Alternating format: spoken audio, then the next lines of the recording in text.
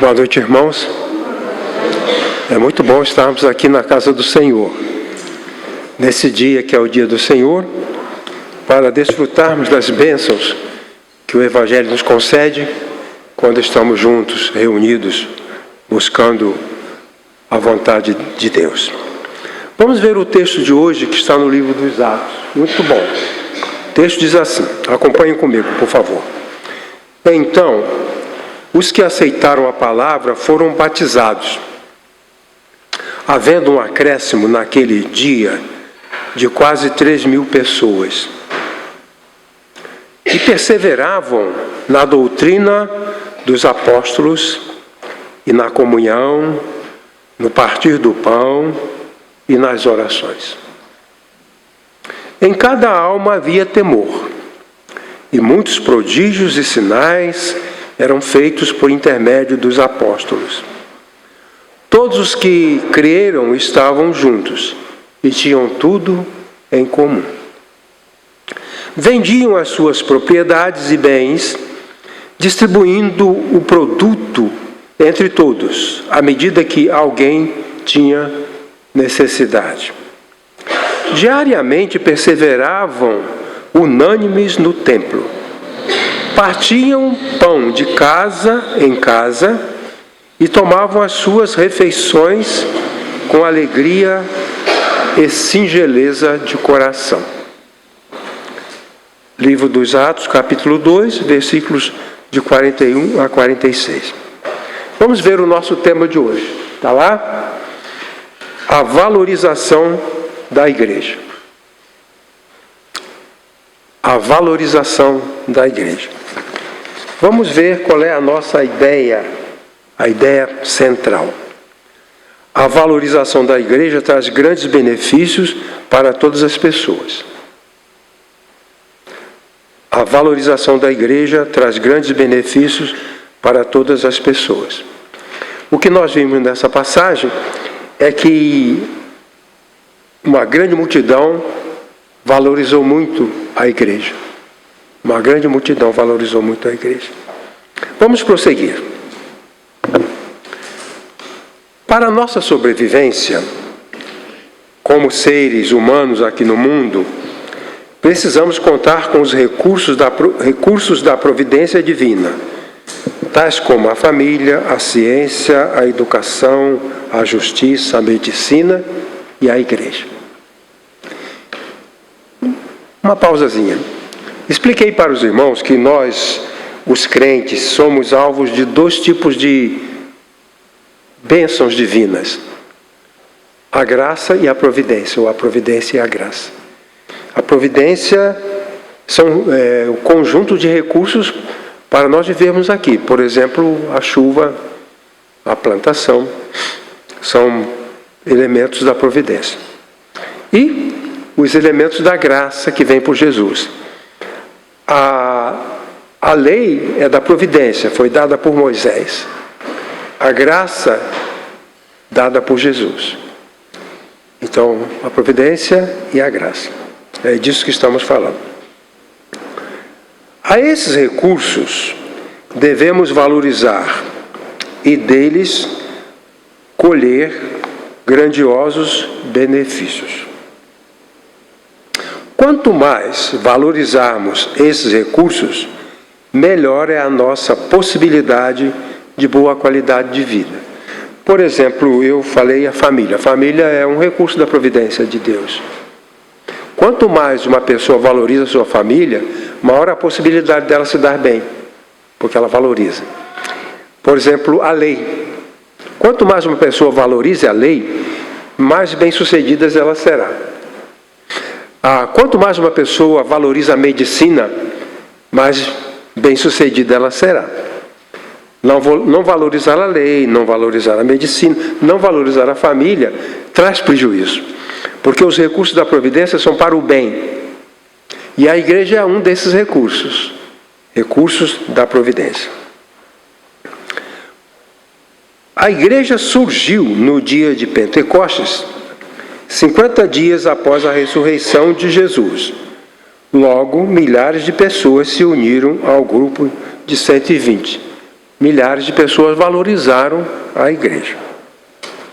Então vamos prosseguir. Houve uma grande valorização daquela comunidade. A igreja da comunidade foi valorizada, inclusive por parte de muitas autoridades religiosas. O livro dos Atos diz que aqueles sacerdotes, que eram as pessoas que pediram a morte de Jesus, depois eles aderiram à igreja. Muitos sacerdotes, diz o livro dos Atos, que muitos sacerdotes aderiram à igreja. Então houve uma grande valorização, inclusive por parte de muitas autoridades religiosas. Hoje focalizaremos a valorização da igreja como fonte de recursos da providência para suprimento de importantes necessidades humanas. O que eu estou dizendo aqui, há muitas necessidades humanas que são supridas por meio dos recursos da igreja. E nós vamos tentar avaliar isso. Quero mostrar uma foto para vocês, tá bom? Tá lá. Charles Darwin, que nasceu em 1809 e morreu em 1882, ele sentia saudades do tempo de sua infância, quando frequentava a escola bíblica dominical. Darwin, ele era um cristão, e nunca deixou de ser um cristão. As suas descobertas e as suas opiniões científicas trouxeram alguns conflitos e pensaram que ele não acreditava mais em Deus, mas ele continuou acreditando em Deus até o fim da sua vida. Quando ele estava idoso, doente, já não saía mais de casa, alguém perguntou a ele de que ele sentia falta. E ele falou: eu sinto falta de quando eu era criança e frequentava a escola bíblica dominical. Sentia falta. Porque a escola bíblica dominical dava a ele alegria, dava entusiasmo, dava companhia, dava felicidade, que agora ele não tinha. Então ele sentia saudade do tempo de sua infância, quando frequentava a escola bíblica dominical. Então, nós precisamos valorizar a igreja no tempo próprio, né? Porque ele agora estava valorizando a igreja, mas ele já não podia mais ir lá, né? Eu acho que acontece com muita gente. A gente vai valorizar alguma coisa quando já não pode mais aproveitar, né? Isso acontece muito. Então vamos prosseguir. Vamos ver outra foto. Irmão Federico. Irmão Federico é o pai da irmã Rose, que faleceu na quinta-feira. Na terça-feira nós tínhamos ido lá. Esses que estão aí na foto. Nós estamos aí, eu com o Iracema, o pastor Edson e a irmã Zilda, numa visita que fizemos ao irmão Federico. E ele valorizou ao máximo a igreja. Eu não conheci, não tinha conhecido, mas os testemunhos mostram que a igreja para ele tinha muito valor. Ele valorizou muito a igreja, se dedicou, ele serviu, ele trabalhou, ele valorizou a igreja, certo? E recebeu os benefícios. Nessa visita, ele recitou com a gente, com dificuldade, o Salmo 23. E cantou, com alguma dificuldade, mas ele cantou o hino Deus cuidará de ti, né? Foi isso? Não? Deus cuidará de ti.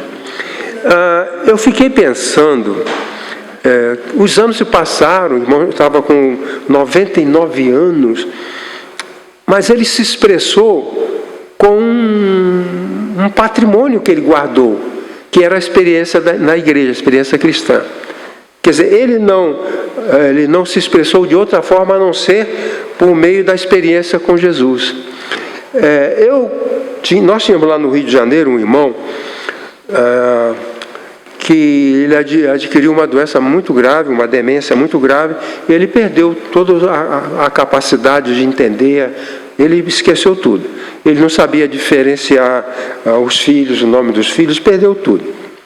E eu, tentando conversar com ele, e não era produtivo, porque a mente dele era total esquecimento. Até que eu perguntei sobre a experiência de salvação. Aí ele contou toda a história da salvação dele. Quer dizer, ele tinha alguma coisa com que se mostrar, com que se expressar, e era o que ele conseguiu na igreja. Ele não tinha outro recurso, outro meio, outra memória, não tinha outra lembrança, a não ser da relação dele com Cristo e com a igreja. É o que sobrou. E o irmão Federico, ele tinha isso guardado. Então, quando ele se expressava com esse patrimônio. O patrimônio da fé, o patrimônio da vida cristã, o patrimônio da relação com Jesus, o patrimônio com a vivência da igreja. Pois bem, eu estou dizendo isso para falar que a gente precisa valorizar, nós cristãos, precisamos valorizar a igreja como uma fonte de recursos divina, para suprir carências nossas. É um recurso da providência. A igreja não está aqui por acaso. Deus providenciou isso. É um recurso de Deus para nós. E nós precisamos valorizar esse recurso. Ou continuar valorizando. Mais e mais e mais. Então eu tenho 3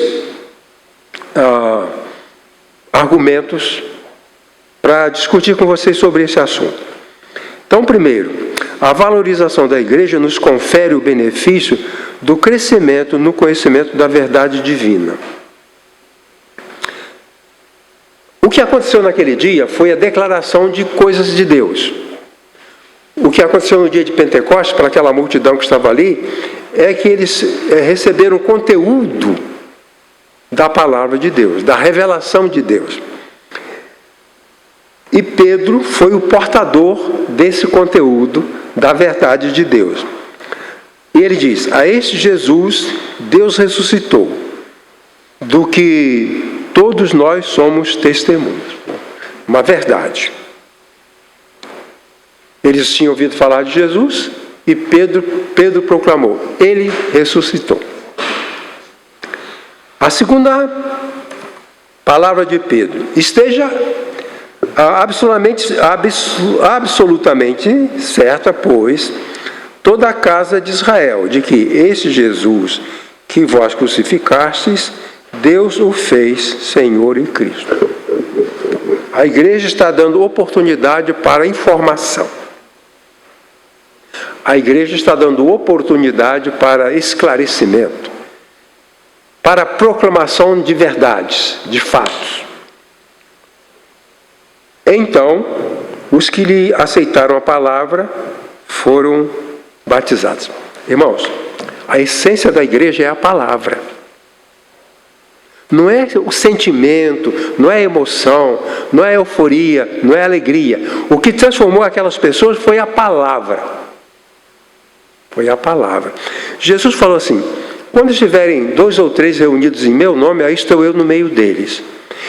Reunidos em nome de Jesus, de acordo com a interpretação dos rabinos, dos rabis, a pessoa, vamos supor que eu estivesse reunido com o irmão Alexandre, mais o irmão Márcio. Nós nos reunimos. Pegamos a palavra de Jesus e colocamos em nosso redor. E começamos a olhar e conversar sobre ela. Essa reunião está em nome de Jesus. Porque nós estamos aqui no interesse dele, porque ele quer que a gente valorize a sua palavra. A expressão em nome de Jesus, quer dizer, no interesse dele, ele está interessado em que isso esteja acontecendo. E Jesus falou: se 2 ou 3 pessoas estiverem reunidas no meu interesse, eu estou aí. Então, nós não temos uma maneira de convivência com Cristo a não ser pela palavra. E naquele dia de Pentecostes, a palavra foi trazida. E diz: aqueles que ouviram a palavra se agregaram, se ajuntaram, se uniram. E o que é isso? A igreja. A igreja é uma comunidade de pessoas que tiveram contato com uma palavra específica de Deus, a palavra do Evangelho. E neste compartilhamento, elas foram transformadas. Então, a igreja é um grupo de salvos. Não é um prédio. Muitas pessoas pensam que a igreja é um prédio. Não é isso. A igreja são pessoas que tiveram uma experiência de salvação, que ouviram a palavra e aderiram à palavra. Então, todos aqueles que ouviram a palavra e concordaram com a palavra, acolheram a palavra, se reuniram, isso é a igreja. É claro que é bom dizer que durante mais de 300 anos, os cristãos não tinham um templo. A igreja do tempo dos apóstolos era chamada igreja doméstica, porque a igreja era nas casas das pessoas. Geralmente era uma pessoa mais esclarecida, que podia ser homem ou mulher, que acolhia os que criam. E a igreja tinha o nome da localidade. Igreja de Éfeso, igreja de Roma, igreja de Tessalônica. Então, essa comunidade de salvos, a comunidade que ouviu a palavra, que acolheu a palavra, que teve uma experiência transformadora por essa palavra, isso, eles se já juntaram, sentiram necessidade. Né? Então, a irmã Estela teve a experiência com Jesus. A irmã Rosa também teve. Elas vão querer ficar juntas. Isso é a igreja. Isso é a igreja. Então assim surgiu a igreja. Quase 3.000 pessoas ouviram a palavra juntos. Isso é a igreja. E essa comunidade de pessoas que ouviram a palavra, elas foram valorizadas. Então o texto diz que os que aceitaram a palavra foram batizados. O batismo é uma demonstração pública de que nós aceitamos a palavra. Quem aceita a palavra deve ser batizado. E foi isso que aconteceu. E eles ficaram juntos, perseveravam. Então vamos prosseguir, porque eu estou discutindo o primeiro ponto, o primeiro tópico. Ela trouxe benefícios do conhecimento da palavra, da verdade. Aquelas pessoas agora, elas conhecem a história de Cristo. Elas conhecem a história de Jesus. Deixa eu fazer um comentário do qual você vai gostar. Veja lá. A época do surgimento da igreja foi denominada de plenitude dos tempos. Muitos povos esperavam um mundo novo. Muitos povos esperavam um mundo novo, sob a liderança de um ser especial, um Messias. Não eram apenas os judeus que esperavam o Messias. Os irmãos sabem que na Pérsia, pessoas foram lá para ver Jesus, o bebê, os magos. Eles esperavam o Messias. Lá na Pérsia esperavam o Cristo também. E quando eles tiveram um sinal de que o Cristo poderia ter nascido, eles viajaram para o local onde eles supunham que Jesus tinha nascido e foram lá visitar, porque eles também esperavam o Cristo. O Cristo era esperado na Grécia, por filósofos. Um grupo de filósofos haviam concordado, eles nas suas reuniões, nos seus debates, concordaram, um grupo de filósofos, de que a única saída para a humanidade era a chegada de uma pessoa. E eles diziam uma pessoa que seja diferente de nós. Uma pessoa sem pecado, uma pessoa sem erro. E os filósofos, eles pararam, bom, agora não adianta a gente quebrar a cabeça, não vai resolver. Tem que aparecer essa pessoa. E naquele dia de Pentecostes, o pessoal viu, ele apareceu, ele veio, está aí, está anunciado. Acreditaram na palavra do apóstolo Pedro. Né? Então, este é o centro da verdade divina revelada. A igreja é a depositária da revelação de Deus. Precisamos valorizá-la para recebermos os benefícios do conhecimento de Deus. Essa é uma busca que deve continuar enquanto estivermos aqui. Irmãos, deixa eu contar uma coisa para vocês. Havia seguidores do judaísmo em vários lugares do mundo. Nessa ocasião, havia ali 15 nacionalidades diferentes de pessoas que vinham para a Páscoa, ou para o Pentecostes. Eles vinham para a Páscoa, ficavam até o Pentecostes 50 dias em Jerusalém, depois cada um ia para a sua terra. Eram 50 nações diferentes. Eles vieram e estavam ali. No final, quando chegou o Pentecostes, que era tempo deles irem voltar para casa, eles conheceram o Evangelho. Sabe o que eles fizeram? Não voltaram para casa. Eles ficaram apaixonados por aquela comunidade. Eles não conseguiram ir embora. Eu me lembro que quando nós nos reunimos, muitas vezes, em alguns lugares, em algumas igrejas, aquela pressa para ir embora, né? Cantou o último hino, vai embora. Graças a Deus nós temos o hábito de ficar um pouco mais, ficarmos juntos, descemos, tomamos um lanche. Mas, no geral, há pressa. Aquelas pessoas estavam há 50 dias fora de casa, mas agora há algo novo, eles não conseguem ir embora. Foi por isso que depois as pessoas que tinham recurso precisavam vender propriedades para alimentar aquelas pessoas. Eram milhares de pessoas, o recurso acabou, eles não tinham mais dinheiro e também não queriam voltar para casa por causa da igreja. Então isso seria coisa maravilhosa. Eu não quero ir embora por causa do meu grande amor pela igreja. Eu sou apaixonado pela igreja, eu não posso ficar sem lá. Eu vou correndo. Essa experiência me mobilizou, me transformou. Eu não consigo. Era essa a primeira.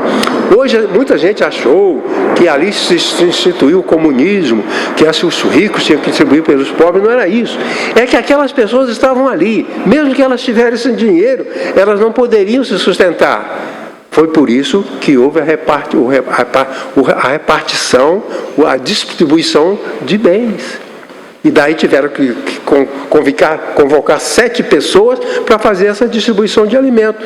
Os ricos traziam dinheiro, traziam comida, os diáconos, que foram chamados depois de diáconos, saíam distribuindo esse alimento, porque eles não queriam ir embora. Vamos supor que nós dessemos na telha, na cabeça, de não ir para casa aqui.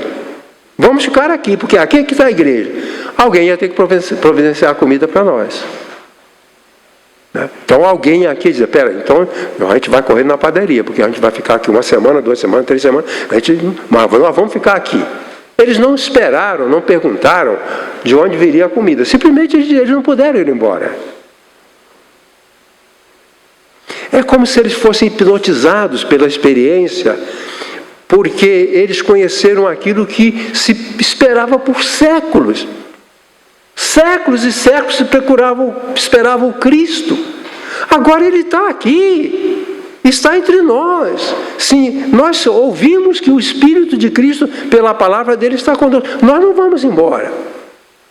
E os apóstolos falam, vamos fazer o seguinte, vocês vão ser treinados, vocês vão ter que ir embora, mas vocês vão ser treinados para levar a igreja com vocês.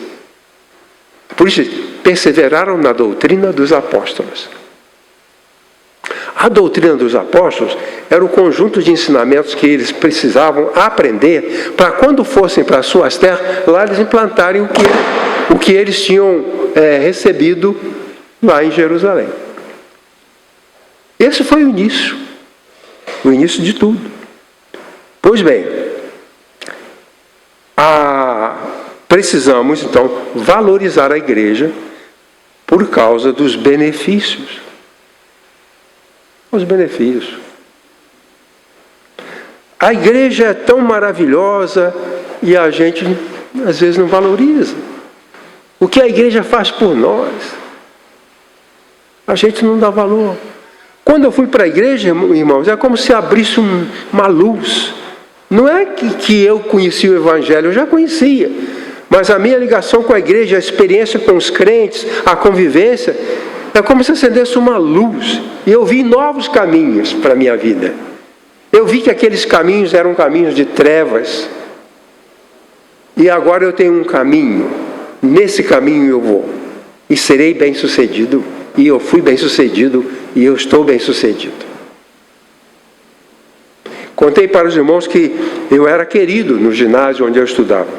Bastante querido. E o professor de biologia criou um clube de biologia. E eu fui eleito presidente. E esse clube ia ter uma inauguração. Quando eu acordei de manhã, eu verifiquei que aquilo era um domingo, o dia que era o dia da inauguração do Clube de Ciência, e eu era o presidente. Eu pensei, mas eu vou para o Clube de Ciência, mas eu não vou para a igreja. Fiquei naquela dúvida, vou para a igreja. Na semana seguinte, o professor me deu uma bronca. Você era o presidente, você não veio. Por quê? Eu preferi ir para a igreja. Porque eu gostava, eu amava. Eu queria ir para a igreja. E o Clube de Ciência acabou porque o presidente foi demitido. Então, tinha jeito, né? Pois bem, é isso. Então, falei que nós devemos valorizar a igreja, porque a igreja é a depositária da verdade. Paulo fala isso. A igreja é a coluna e firmeza da verdade. Nem são os seminários. A verdade do Evangelho, ela não está depositada nos seminários. Está depositada no coração dos crentes, por mais humilde que seja. A minha mãe sabia coisas de Deus que ela podia ensinar a um teólogo, que não sabiam, e ela sabia. E era analfabeta.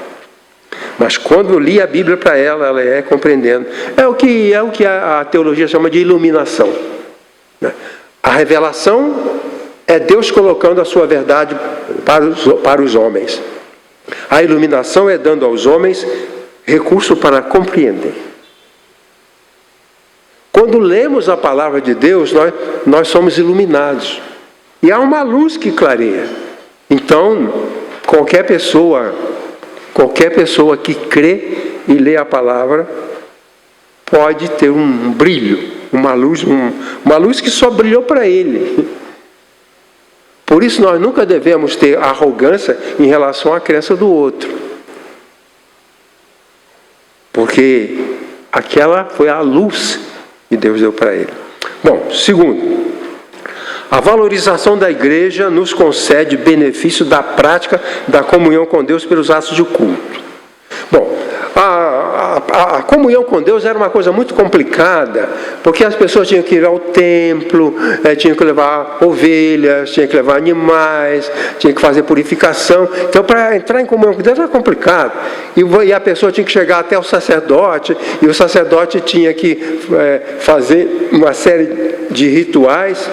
Irmãos, baixinho, o Evangelho não tem rituais. Uma igreja estava anunciando na televisão: venha para o ritual sagrado. Quem tem ritual são os pagãos, os feiticeiros, os macumbeiros, eles têm ritual. Nós, cristãos, não temos rituais. Não temos copo d'água, não temos rosa ungida, nada disso. Isso é rito. Não temos isso. Não temos isso. Quando eu pratico um ritual, eu estou voltando lá nos povos primitivos, que acreditavam no que Deus que a montanha era Deus, o rio era Deus, a plantação era Deus. Eu estou regredindo milhares de anos naquela concepção infantil.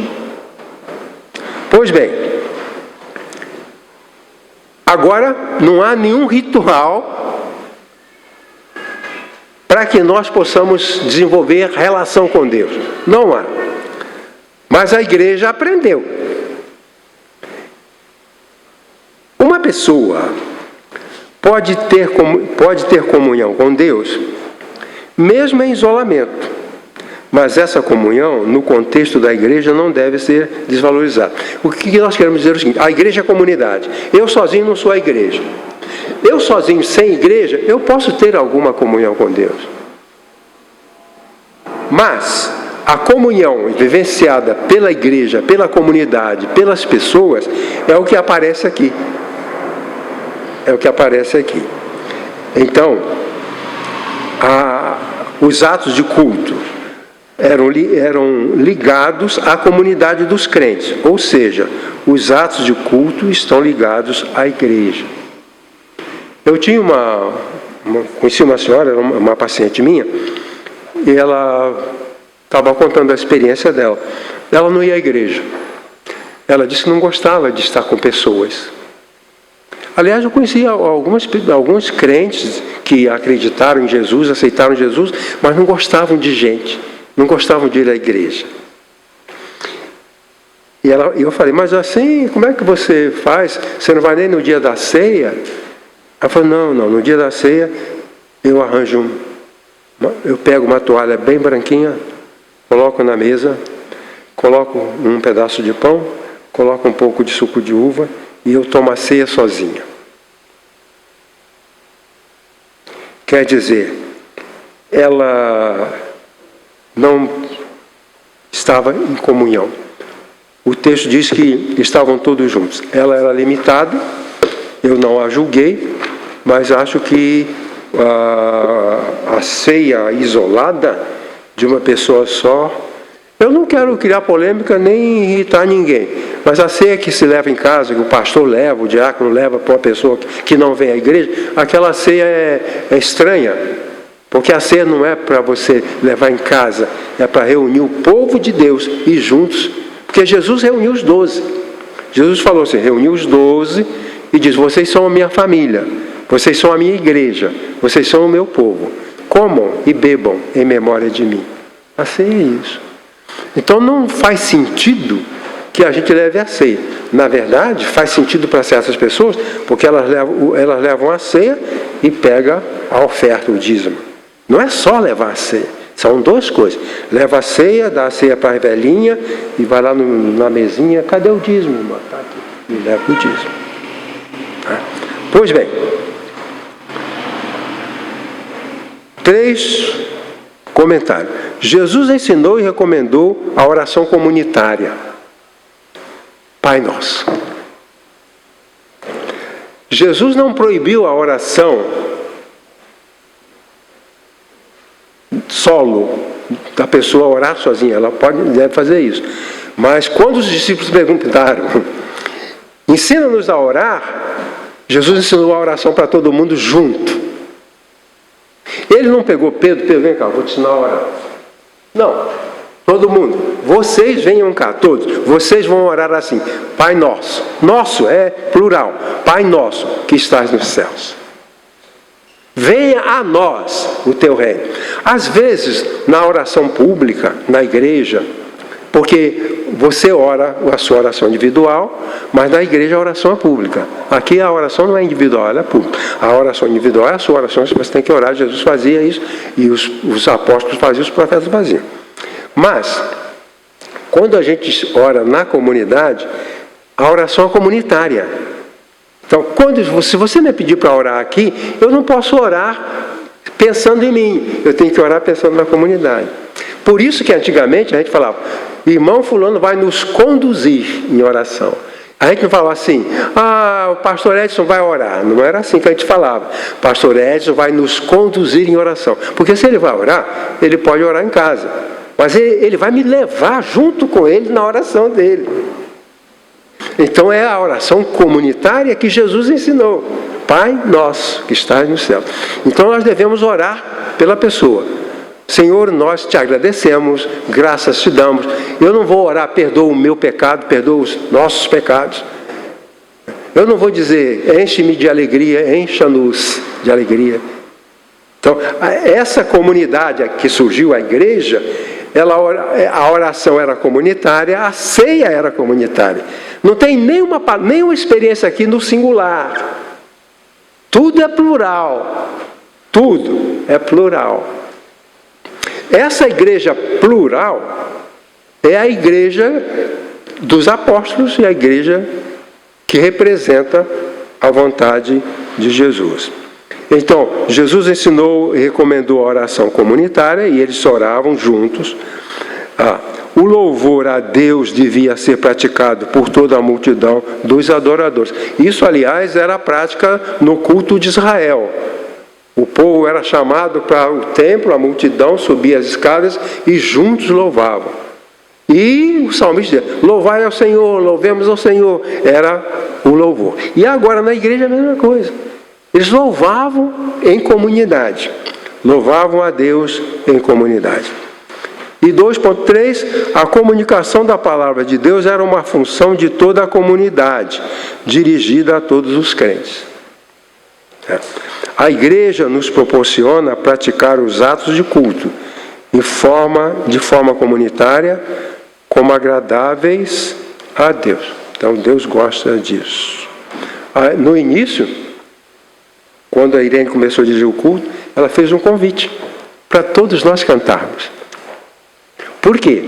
É assim que a igreja funciona. Não é uma coisa isolada. É dessa forma que tem que ser. Meu terceiro argumento é que a valorização da igreja nos permite o benefício de uma convivência construtiva. Convivência. O texto diz assim: todos os que creram estavam juntos e tinham tudo em comum. Todos os que creram estavam juntos. Isso é um ponto fundamental da religião cristã. Cada comunidade deve estar junta. Se nós aceitamos Jesus e nos ajuntamos em uma comunidade, essa comunidade deve sim estar junta para a adoração a Deus, para o louvor a Deus. Então, todos os que creram estavam juntos e tinham tudo em comum, porque, como eu expliquei, eles não puderam voltar para casa. Então, todas as pessoas tinham que ajudar umas às outras, e tudo em comum era isso. A outra passagem diz: diariamente perseveravam unânimes no templo. Unânimes quer dizer com o mesmo ideal, com a mesma cabeça, com o mesmo coração. Eles eram unânimes. Não havia distorções, desentendimentos. É para orarmos juntos, de acordo, sem nenhuma discrepância de sentimentos. Então, diariamente estavam no templo, partiam pão de casa em casa, porque alguns moravam ali. Então, as pessoas não se comunicavam apenas na igreja, mas tinham os encontros dos grupos. Em casa, as pessoas podiam levar outras pessoas.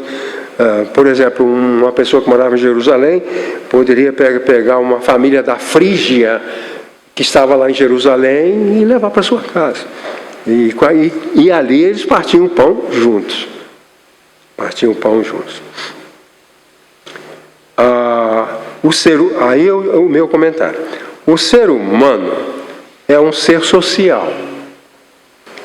Isto é, necessita de convivência, a qual pode ser destrutiva ou construtiva. A igreja dispõe de recursos para uma convivência construtiva. Esses recursos devem ser valorizados. A valorização dos recursos da igreja, a valorização do outro, a valorização da família, a valorização da esposa, a valorização dos filhos, a valorização da família, a valorização da igreja. Isto é um mecanismo de sobrevivência. Lá em Carapicuíba havia um caso que uma pessoa da família me contou, que o pai, marido, era um homem casado com alguns filhos, ele abandonou a família. Ele arranjou uma outra mulher e foi embora com aquela outra mulher e desprezou filhos, tinha filhos pequenos, depois abandonou tudo e foi embora. Valorizou, ele não valorizou. Um dia, esse moço, que tinha uns 22 anos, recebeu um recado. Olha, teu pai está doente. A mulher que morava com ele foi embora. Ele teve um AVC, está sozinho lá. Aí ele chegou e falou: mãe, o pai está doente, teve AVC, a mulher foi embora, ele está sozinho. Nós precisamos cuidar dele. Aí reuni toda a família, os filhos, tinham os filhos adolescentes, e combinaram de buscá-lo. E foram lá, ele estava abandonado lá, de fato, trouxeram para casa a família que ele tinha desvalorizado, a família que ele tinha desprezado. Agora o acolhe. Mas trataram dele como se fosse Uma pessoa de rua que foi acolhida, sem afeto, sem amor, não mais abraço, não mais beijo, não mais carinho, só o pão, a comida, a água, o banho, só isso. Porque ele não valorizou. E aqui, a igreja nos convoca a uma convivência construtiva, estarmos juntos. Porque o ser humano precisa. É um ser social, ele precisa. Agora, às vezes, nós abandonamos as pessoas, né? Antigamente, os pregadores contavam muita história de pessoas que tinham abandonado a igreja e depois eram encontradas mendigando pelas ruas. Eu nunca tive uma experiência assim. Mas sei de pessoas que abandonaram a família e ficaram muito mal. Pessoas que desvalorizaram a igreja e depois ficaram muito mal. Gente na cadeia, gente no hospital. Assim. 4 arrazoados. A convivência cristã deve ser sustentável. O texto diz, eles perseveraram. A palavra perseveraram é um verbo no particípio presente, e o verbo no particípio presente na língua grega significa uma coisa contínua. Não é altos e baixos. Perseveravam. E nas igrejas, não é só aqui, mas em muitos lugares, não existe toda essa perseverança. E o texto diz que eles tinham uma convivência sustentável. Perseveravam. Cada dia, cada tempo, perseveravam. A valorização. O outro comentário, a convivência cristã deve ser fraterna. Partiam o pão. Os irmãos sabem que, já falei isso várias vezes, que para os orientais, partir o pão, vamos imaginar que eu e o irmão Zé Roberto vamos sentar na mesa e temos um pão e vamos partir esse pão. Ele come um pedaço, eu como um pedaço. Isso só pode acontecer se ele for meu amigo e eu for amigo dele. Não tem como comer com uma pessoa que eu não amo. Ou comer com uma pessoa que não me ama. Você sabe aquela passagem de Apocalipse que diz, eis que estou à porta e bato, se alguém ouvir a minha voz e abrir a porta, entrarei em sua casa, com ele cearei, e ele comigo. A questão ali é que um homem rico estava diante de uma mesa, havia uma ceia rica, farta, e ele não podia comer, porque eles não podiam comer sem um amigo. Não podiam comer sem um amigo. E o texto diz que eles partiam o pão.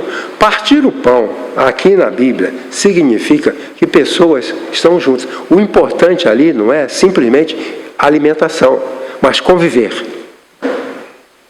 Então, quando nós descemos, e essa nossa igreja, irmãos, eu louvo os irmãos e louvo a compreensão da igreja. Quando a gente desce para o lanche, não é apenas comer, estamos juntos. Podemos perguntar se a saúde melhorou, podemos perguntar se está bem com a família, podemos fazer isso. É o partir do pão. O texto diz, estavam juntos no partir do pão e nas orações. Então, essa convivência é fraterna. A convivência aqui na igreja é entre irmãos. Eu não posso tratar nenhum de vocês como um estranho. Eu sou obrigado a tratar cada um de vocês como um irmão. O Paulo ensinou a Timóteo. Trate as pessoas como irmãos. O irmão que não desprezamos, que não desvalorizamos, o irmão a quem acolhemos e com quem convivemos. Partir o pão juntos é isso. A convivência cristã deve fazer bem.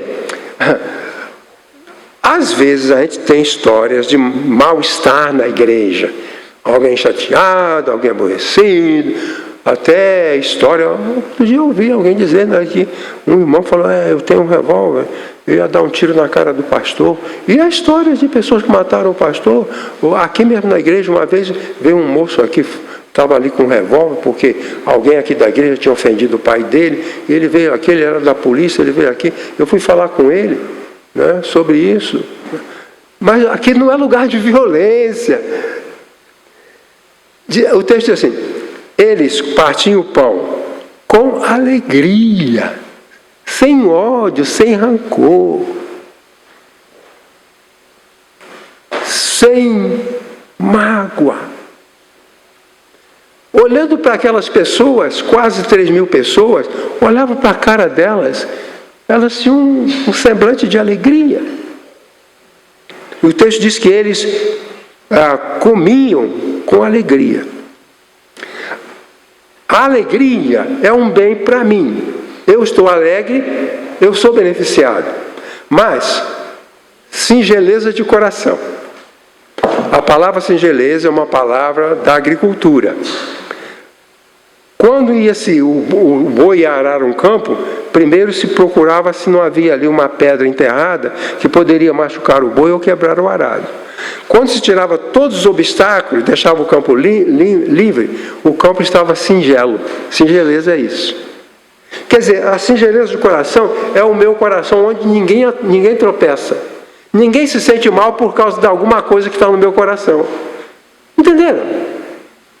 Então, não há nada no meu coração que vá fazer um de vocês se sentir mal, porque o meu coração é singelo. Eu estou alegre e o meu coração é singelo, com alegria e singeleza de coração. Isso é maravilhoso. E finalmente, já falei. Então, a convivência cristã deve ser produtora de bem-estar e de alegria. Bem-estar para mim, alegria para mim, e o bem-estar para você. O pastor está alegre, então eu ganho com isso. O pai está alegre, os filhos ganham com isso. Agora o pai está com raiva, rancoroso, todo mundo perde. Certo? Todo mundo perde. Então essa igreja era uma coisa maravilhosa. Vamos continuar para chegar ao final. Singeleza é a condição emocional positiva de uma pessoa capaz de causar bem-estar, expressando bondade, simpatia, ternura. A pessoa isolada adoece e morre. Paul Valéry declarou: o suicídio é a ausência dos demais. Precisamos estar juntos para a gente não morrer. Se o outro está ausente, a gente morre pela ausência do outro. As estatísticas mostram que a cada 40 segundos uma pessoa se suicida no mundo. Então isso significa que há muita solidão. Não é? Muitos ajuntamentos humanos não são compartilhamento de coração, mas de um instinto biológico, como praticam animais inferiores. Exemplos: baladas, estádios, shows. Nas baladas não há comunhão. Existe o compartilhamento de uma força instintiva biológica. É como assim, por exemplo, quando você chega no estado e todo mundo, negro, macaco, isso não é comportamento humano. Isso é das feras. Os leões fazem isso. Ameaçam. Os tigres fazem isso. Ameaçam. Então, muitas vezes nós achamos que é uma comunidade, é na verdade um bando de feras. A igreja não é isso. A igreja não é um bando de feras. Né? Ali se pratica exibicionismo. Os bichos se tornam exibicionistas para expulsar os outros. O exibicionismo entre os animais é um mecanismo de sobrevivência, porque ele se exibe com a sua força e todo mundo foge, a comida sobra para ele. É isso que se faz. É isso que acontece. Mas isso não é do ser humano. A igreja não é uma comunidade de bichos. A igreja é uma comunidade de pessoas, e mais, pessoas regeneradas, e mais, que tem o Espírito Santo no seu coração. Certo? Prosseguindo, a conclusão. Vamos lá. A igreja é um poderoso recurso da providência divina. Aquilo que é da providência de Deus é para nós. O ar é para nós. A água é para nós. A família é para nós. A providência de Deus não é para os anjos, nem para os bichos. A providência de Deus é para nós. A igreja é para nós, porque é da providência de Deus. Se eu identifico com alguma coisa como sendo da providência, é que Deus providenciou para mim. A providência divina e a graça são para seres humanos. Então, a igreja é um poderoso recurso da providência divina, fundamental para o bem das nossas vidas. Precisamos dar mais valor à igreja como dispensadora da verdade divina revelada no Evangelho, por meio da pregação. Precisamos também valorizar a igreja como promotora dos meios para o exercício da vida espiritual, ao oferecer ocasiões para o louvor, para a adoração e para a oração. Aquele que não está nos cultos, com a sua igreja, com a sua comunidade, está privado desses recursos. Do louvor, da oração, da comunhão. Está privado. E com certeza será prejudicado. Precisamos ainda participar da igreja, porque por ela temos o benefício de uma convivência harmoniosa, num ambiente de amor e tolerância, desfrutando alegria e bem-estar. Eu não tenho nenhum receio do meu relacionamento com os irmãos. Não tenho nenhuma ideia de prejuízo. Na convivência com os irmãos, tudo que acontecer está me abençoando. Cada um de vocês me abençoa. Porque estamos aqui para isso. Essa é a finalidade. Agora eu quero fazer um exercíciozinho com você. Coloca aí o último. Quase o último, né? Eu fiz uma escala de valorização. Vamos imaginar em relação à família. A nossa valorização é de 0, 25, 50, 75 ou 100. Onde você se coloca aqui? No nível, na escala de valorização da sua família. Sua esposa, seus filhos, seu pai, sua mãe. Na questão do trabalho, o quanto você valoriza o seu trabalho? 0, 25, 50, 75, 100. Quanto você valoriza? Quanto você valoriza a sua saúde?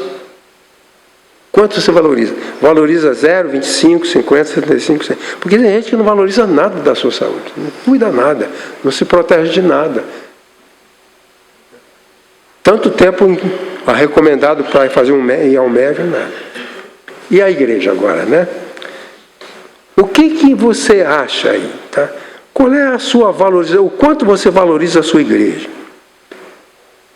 Não é, vamos deixar o 0 fora, tá? E o 100 também, para não haver arrogância. É 25. É menos? O que você acha? Você é capaz, por exemplo, de deixar de assistir o futebol do seu time preferido para vir à igreja louvar a Deus? 25, 50? Família. Você é capaz de deixar amigos em casa para comer mais tarde e você vem estudar a Bíblia na escola dominical?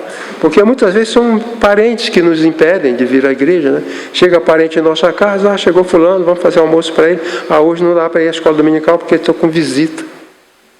Estou com visita, né? Então, quanto você valoriza, quanto você dá de prioridade? Eu não sei onde você vai se colocar, mas se você se colocar em qualquer desses lugares, sobe um pouquinho, tá bom? O que você acha? Dá? Se você acha que é 25, vai para 30. Um pouco mais. Vai para 40. Quem sabe 50. Com muito esforço. Né? Se chegar a 75, aleluia. Mas ao 100, né? É muito, né? É só uma referência. Não se preocupe. Faça o que você puder. Coloque lá a última mensagem. Deus abençoe a todos que valorizam a sua igreja.